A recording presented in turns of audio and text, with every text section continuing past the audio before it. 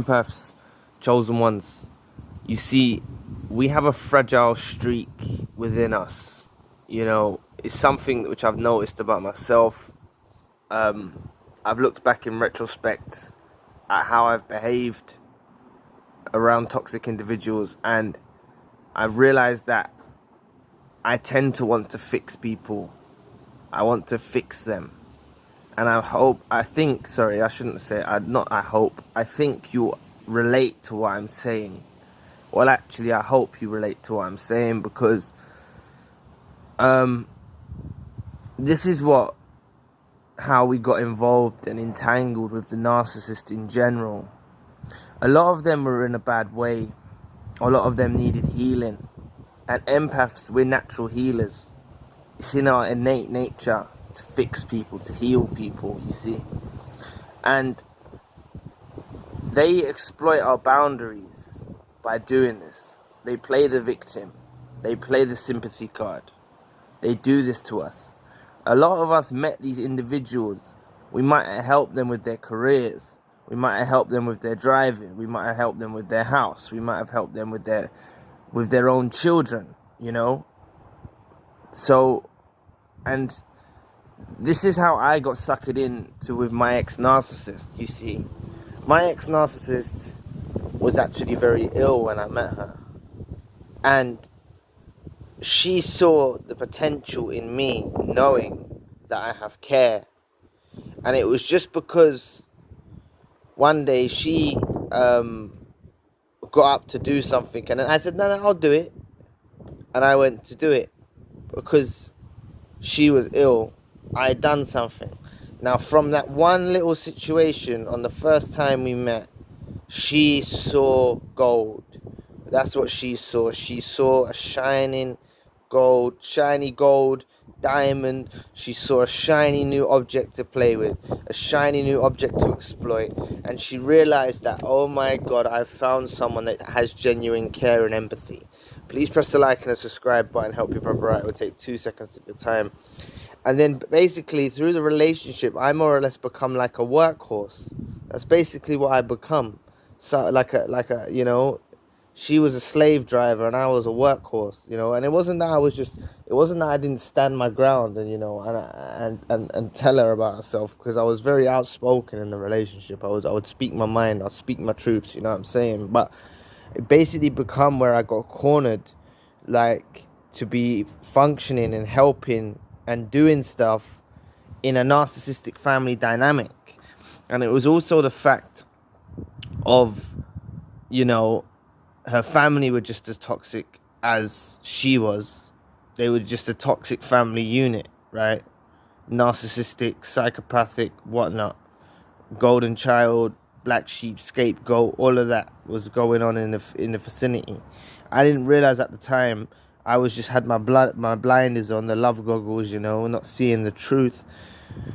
But this is what it was. And, you know, the narcissist made out that they like to fix people, like they're caring, you know. They basically mirrored. I'll go on to that in another video about mirroring, but I'll just briefly touch on it here. They basically mirrored me to the fact that they're the same as me, you know. But we as empaths, we try to fix these people, and like, why try to fix something if it's not broken? They don't think they're broken. In their heart, mind and soul, they don't think they're broken. They think they're better than us. They look down at us. When we do kind things, when we do loving things, when we're drawn out, right? Because that's what they do. They draw us out. They draw us out of our safe place. They draw us out of our safe space.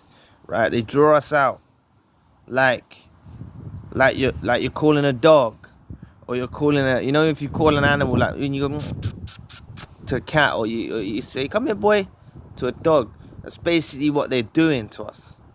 I swear to God, that is the dynamics of it. And they call us out, and obviously it's a lot more than just saying come here over here.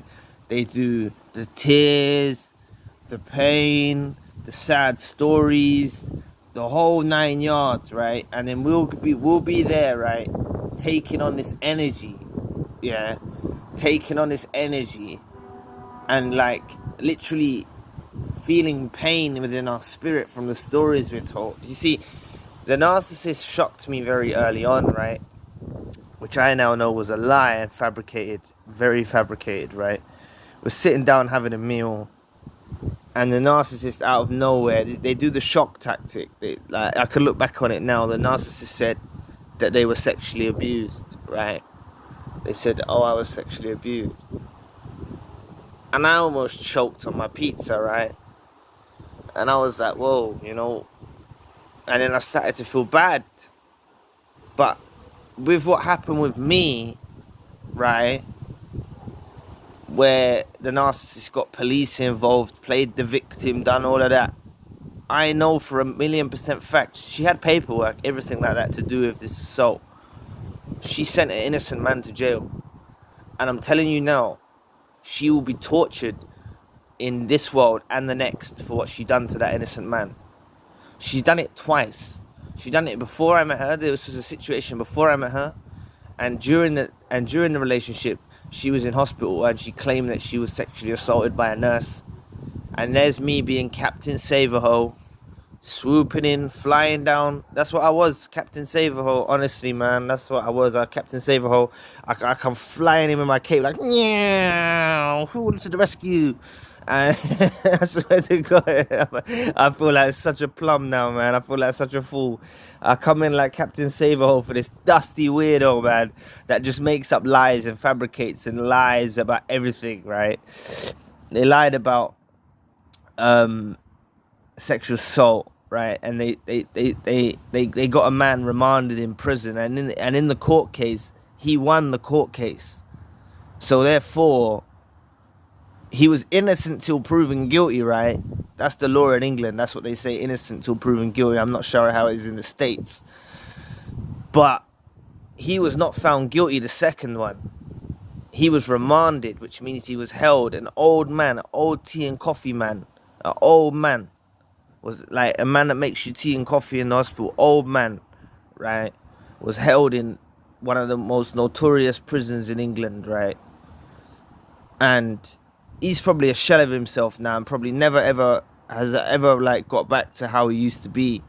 He's probably never ever got back to the person who he was to be. And I pray for him, and I pray for the original one before I met the narcissist, because she sent 2 innocent men to jail, and she tried to send me to jail, and it didn't work because God said no, right? Yeah, she looked like scum in the court. Didn't even put on a suit. Like, how are you gonna go to court and not even wear a suit? You look like a tramp, right? Number one, like, if you respect the laws of the court, especially in England, I'm not sure it is in America. There's a lot of ancient stuff, ancient practices, like you have to swear oaths and all of this stuff. It's a lot of ancient jargon, a lot of ancient practices. So I respect the law of the land, and I respect the statutory law. So therefore, I dressed appropriately. And she did get made to look like a fool. It was only because the evidence was stacked up against me, right? Because she was claiming that I was bothering her by sending an email, that I got charged, right? Originally when I got arrested. But they wasn't looking into the fact that my phone was hacked. She was watching me day in, day out on my phone like a little weirdo. She was doing all of that. But back to the original story of what I'm saying is, this demonic, dusty weirdo lured me out with her victim story. Oh, I've been sexually assaulted. Oh, I'm unwell. And there's me, Captain Save-A-Ho, coming to save the day to fix the broken thing, yeah? Don't try to fix no one. They're not even broken to begin with. Real broken people, they ain't even gonna be coming on. They ain't gonna, like, real sexual abuse victims and stuff like that. They're not just gonna drop you. I've heard stories like they're not just gonna drop this over dinner. Like, they're gonna drop over dinner, oh, I've been sexually assaulted. Like, they're just not. They're not gonna. It's gonna be a painful experience. And if they do manage to share that they've been sexually abused, then they would do it in a different way. And you know, from the moment she told me, not initially I believed it, but from then onwards it always disturbed my spirit. In my spirit, like my gut instinct throughout the whole relationship, if I'm honest, was that she's lying. But I didn't know enough about the gut feelings, and I didn't know enough about where this was actually generating from. Like, I've gone off topic here, but what I'm trying to say to you is you don't need to fix the narcissist. The narcissist claims this, they love playing the victim. They love doing it. They will play the victim till the end of days. They will play the victim till the end of days. But this narcissist managed to put 2 innocent men in jail for supply. This is what I dealt with, right? She had me arrested. She had me smear campaigned. And she potentially nearly sent me to jail, right? But she didn't, right? And she's just a dusty weirdo.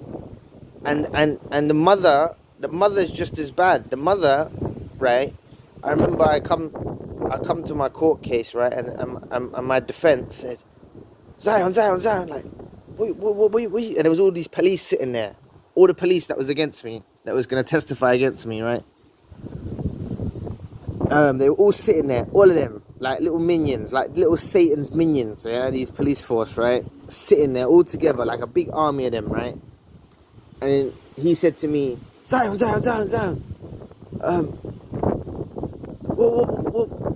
You've made contact. What do you mean? You've broke the order. You broke the restraining order. You've made contact. I said, what are you talking about? He said, you phoned off this number.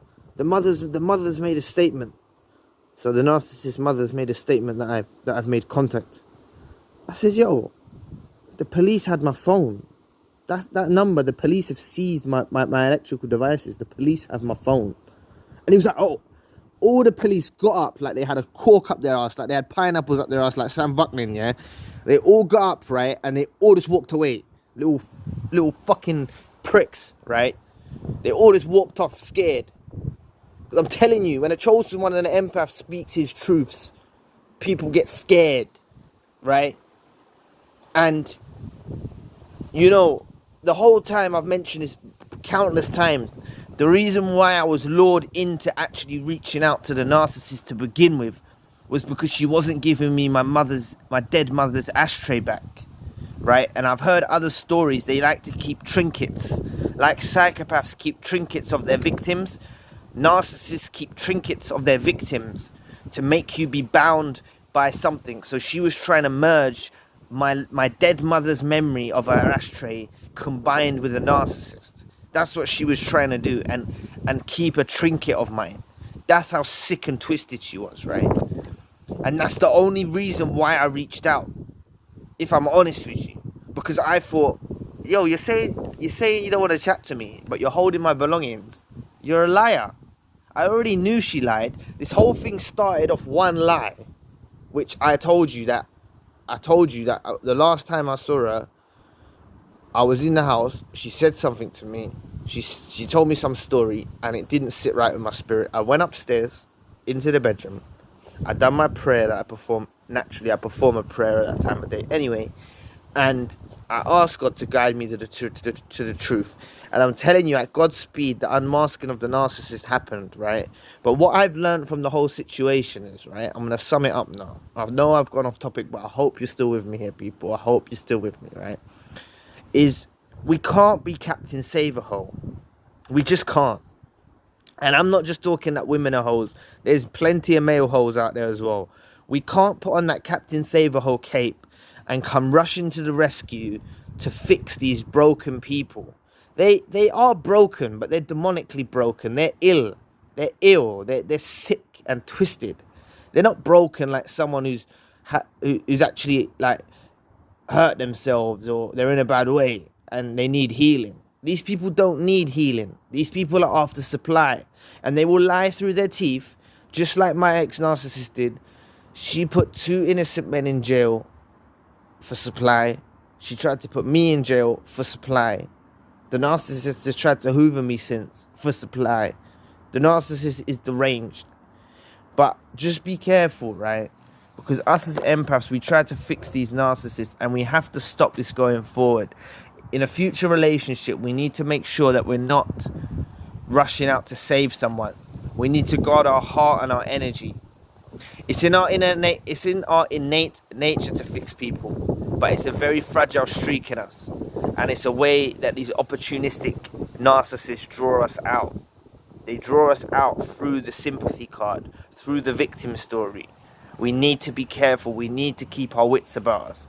I shared some personal information in this video with you, and I hope that you can extract some nuggets from it, right? And use it in your own life, because just be careful when you're meeting someone and you just met. Let me have a sip of my coffee. Sorry, 1 second.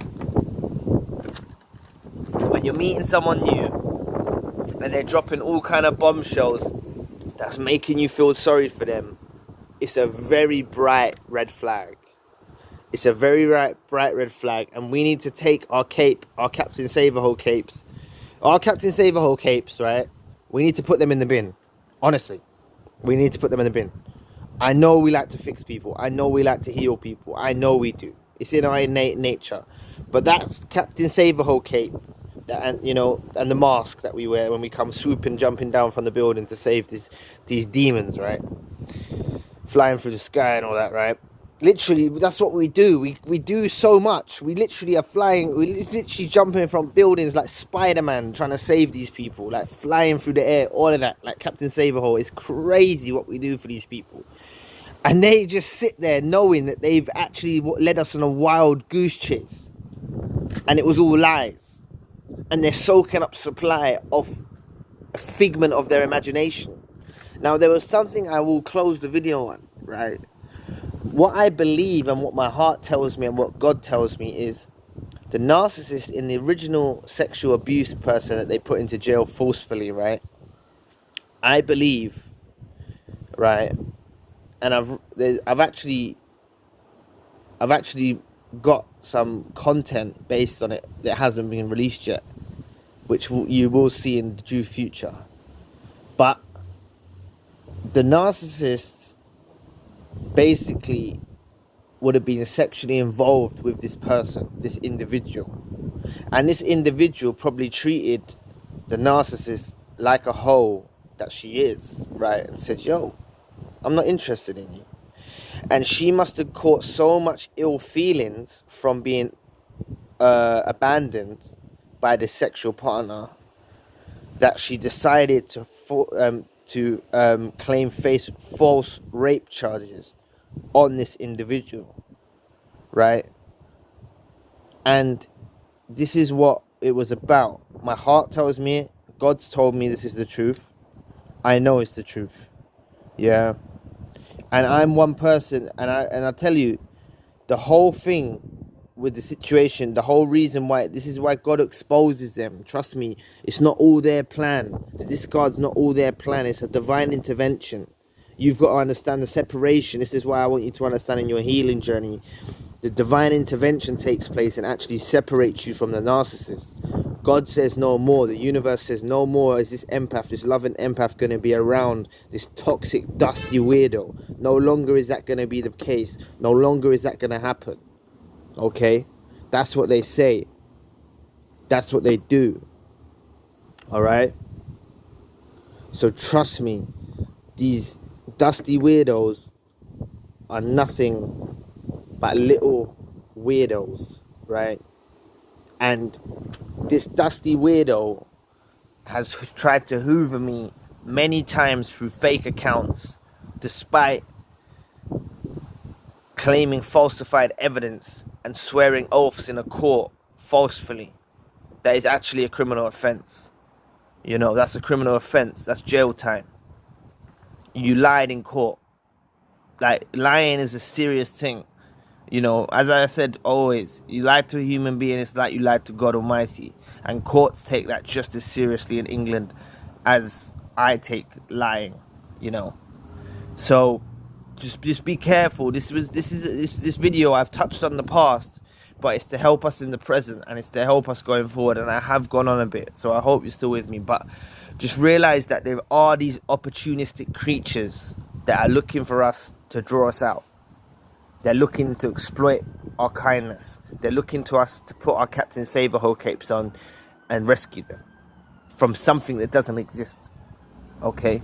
So just be careful. We have a very fragile streak in us, and we have an innate nature to fix people. We need to control that and administer it to the right people in the right way. So anyway, thank you for watching today. Please press the like and subscribe button. If you would like to donate to the channel, you can find the link in the description box. And if you would like a one-to-one session with myself, you can also find the link in the description box. Currently I have the secondary channel, the spiritual channel. If you would like to check that out, the link for that is also in the description box. It covers more spiritual based content and gives us a good contrast to the narcissistic content for our minds and souls and hearts to digest. So anyway, I'll be back with another video soon.